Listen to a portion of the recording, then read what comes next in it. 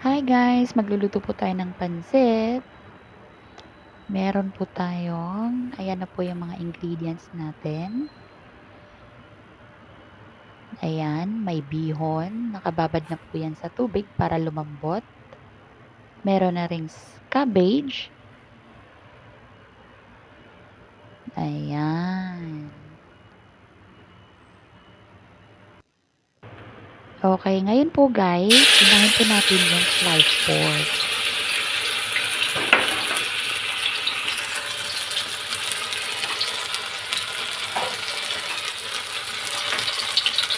Tapos, gisahin mo po muna siya. Antayin po muna natin maluto yung sliced pork. Ayan, hinalo-halo na po siya.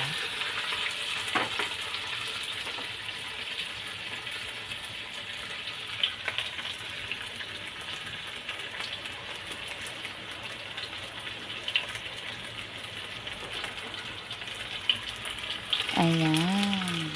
Tapos, isinunod na po yan dyan, yung carrots. Paghaluin na din po natin. Ayan po. Simpleng pansit lang po to guys. Medyo kulang-kulang po siya sa sangkap.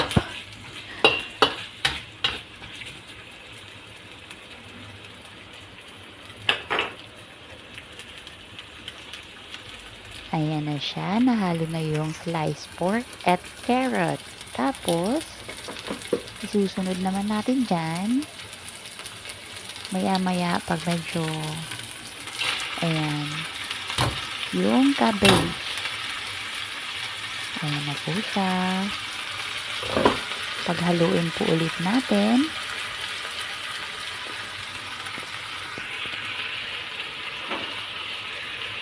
Ayan na siya guys.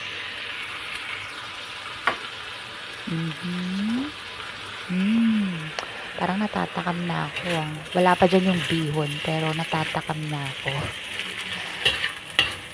Ayan na po. Pinaghalo-halo na po siya natin. Haluin lang ng haluin.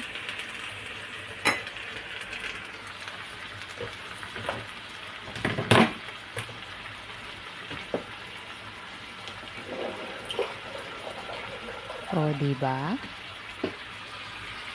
Napaka-pretty po ng pansit na to, ano? Masyadong marami yung, yung cabbage. Parang ano to siya. Mas marami pa yung cabbage sa bihon. Tingnan na lang po natin mamaya.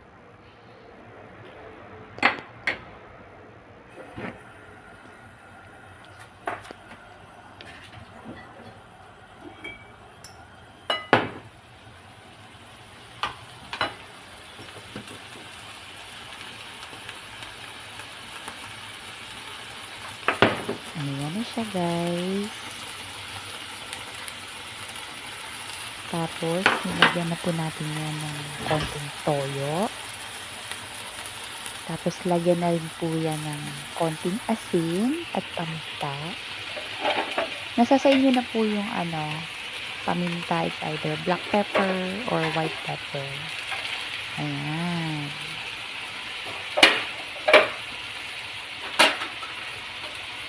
Tapos, hahalu-haluin na po natin yan.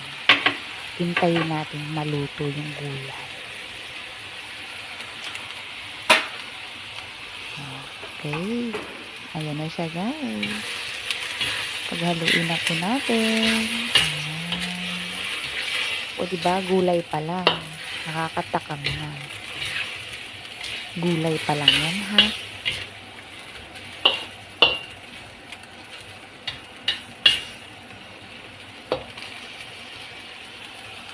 Ilagyan na po siya ng konting tubig lang po.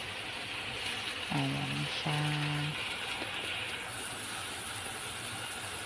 Tapos, pagkatapos po niyan, pag naluto na po natin itong gulay, isi-set aside po muna natin siya. Ilalagay po muna natin siya sa isang lagayan at isusunod naman natin maya-maya iluto yung ating bihon. Okay, ayan na siya. Wow! Ayun, nalagay natin yung ating bell pepper. O, diba? Pulang-pula. Makulay ang ating pansit. May orange, may green, may red. O, diba? O. Yes. Ayan. Isi-set aside na po muna natin siya. Ilipat po muna natin sa lagayan natin. Ayan po. Ayan. Excited na ako matikman ng pansit. Ang tanong, masarap kaya ito? O, di ba? Yan, medyo kung napansin niyo po, konti lang po yung tubig, yung sabaw. Konti lang naman kasi yung lulutuin nating bean. Medyo marami lang tayo sa cabbage. Ayan, may pork pa. Ayan. Tapos, ilagay na po natin yung bihon. Yes. O, diba? Sabi ko sa inyo, mas marami ang cabbage. Pero okay lang po yan.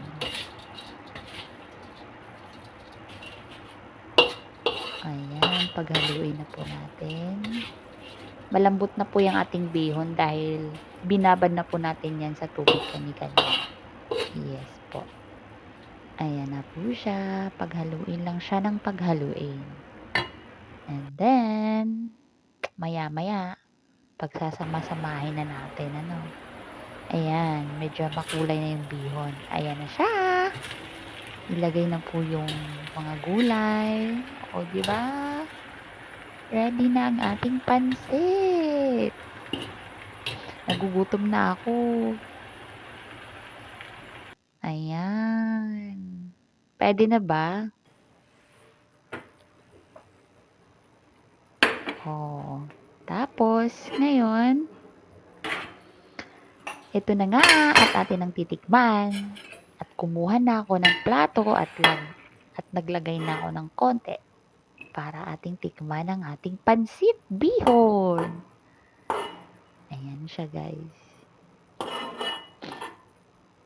Sa sobrang excited, hindi na po ako gumamit ng serving spoon. Diretso na po. Ginamit ko na directly yung tinidor na gagamitin. Ayan na siya. 'Di ba ang dami? Tapos ako lang ang kakain. Ang takaw. Ayun, ayaw sumakay ng bihon. O, 'di ba? Ayan, yan na po ang ating simpleng pansit bihon. Thank you for watching, guys. Please don't forget like and share and subscribe.